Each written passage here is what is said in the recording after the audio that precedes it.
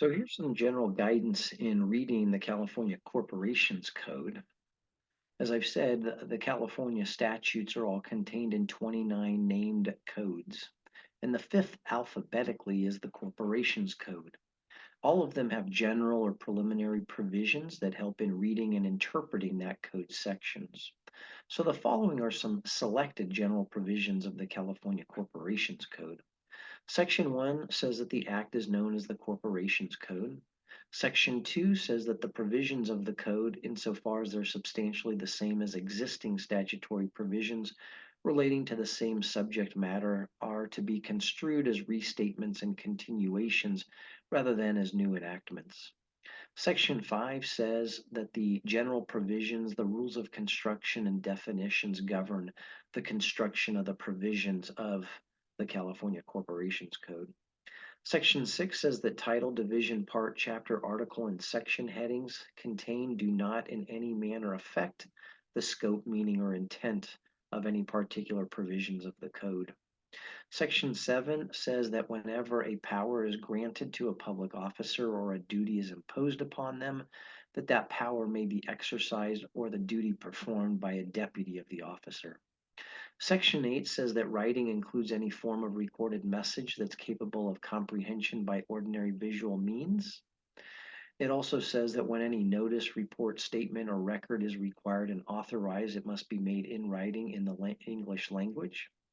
It also says that wherever any notice or other communication is required by the corporation's code to be mailed by registered mail or to a person or corporation, that the mailing of the notice by certified mail is deemed to be sufficient compliance. Section 9 says that whenever reference is made to any portion of the code, that the reference applies to all amendments and additions. Section 10 says that the term section means a section of the corporation's code, and subdivision means a subdivision of the section in which the term appears. Section 11 provides that the present tense includes the past and future tenses, and the future tense includes the present. Section 12 provides that the masculine gender includes the feminine and neutral.